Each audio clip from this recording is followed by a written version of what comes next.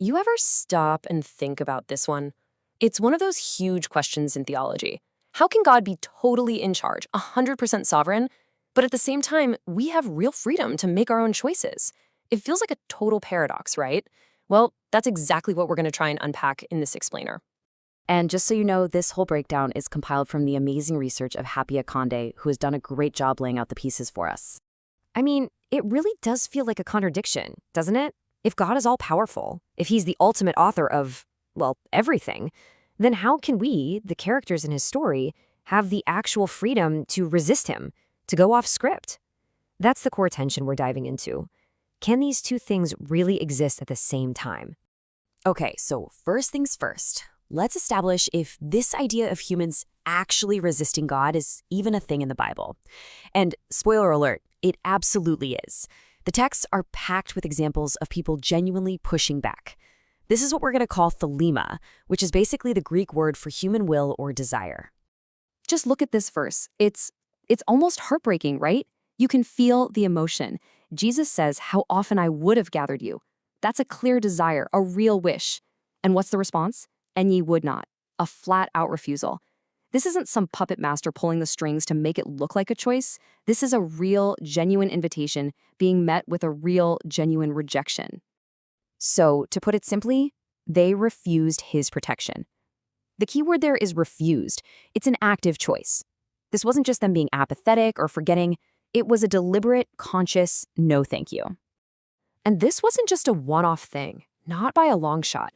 Here in the book of Acts, Stephen calls it out as a pattern, a generational thing even. He says, "As your fathers did, so do ye." It's a consistent story of humanity pushing back against the divine. And here's another one, and this one really spells out the consequences. The text says the Pharisees and lawyers rejected God's counsel, wait for it, against themselves. Their no had real, personal, and negative consequences for them. Okay, so I think we've established it. Humans can and do say no to God. But that brings us right back to the big question. What does an all-powerful God do with all those no's? Right, so this brings us to God's sovereign response. This is where the other side of the paradox comes in. If people have this genuine freedom to resist, how does that not completely mess up God's plan? I mean, how does an all-powerful God handle that rejection? Well, here's the fascinating part. It doesn't derail his plan at all. Okay, this table is where the magic happens. This is where it all starts to click. On the left, you see these clear instances of human rejection, right? People say no. But then, look at the right column. In every single case, God's sovereign response weaves that no right into his bigger plan. The people reject God as king? Fine, he gives them a king, and uses that very monarchy to bring about the Messiah. The Pharisees reject the message? Okay, that just opens the door for sinners and tax collectors to come in. Stephen's martyrdom, a result of intense resistance? That event directly influences the conversion of Saul, who becomes the Apostle Paul. Do you see it? The human no never stops God's plan. In fact, he uses it. So that leads to the next big question, and it's a huge one. Why? Why even allow for resistance in the first place? Why would a totally sovereign God build a system that includes the possibility of being rejected? Well, for that, we have to turn to the book of Romans, which gives us a pretty profound answer. Now listen closely to the wording here. Endured with much long suffering. Long suffering, that's an old-timey word for patience, right?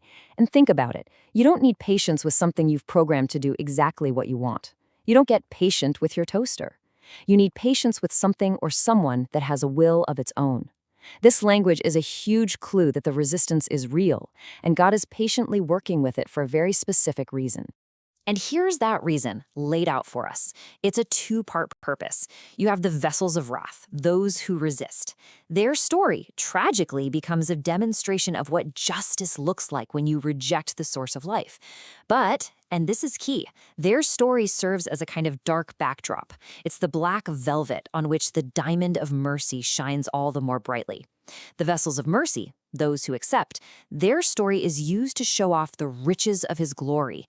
You can't fully appreciate the depth of mercy until you understand the reality of justice. Okay, so let's put the pieces on the table. We have God's total sovereignty on one side, and we have genuine human will and resistance on the other. How in the world do we fit these together? Well, this is it. This is where we get to the ultimate yes, and the whole paradox starts to make sense. Here it is. This is the key that unlocks the whole thing.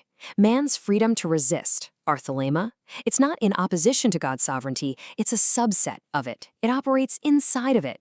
God is so infinitely wise and powerful that he takes our no and literally weaves it into the fabric of his ultimate yes, his bulema, or his sovereign plan.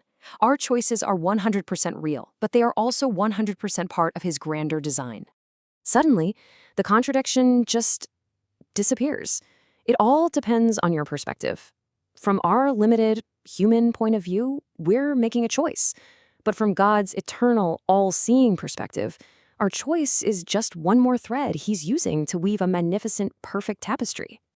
And maybe that's the real takeaway here. The sheer depth of God's wisdom and knowledge. It's just mind-boggling. His ways are so far beyond our ability to figure out completely. And that leaves us in a place of awe, with one final, humbling question to think about. What does it really mean to live your life freely, knowing you're part of a plan that is already, and will be, absolutely perfect?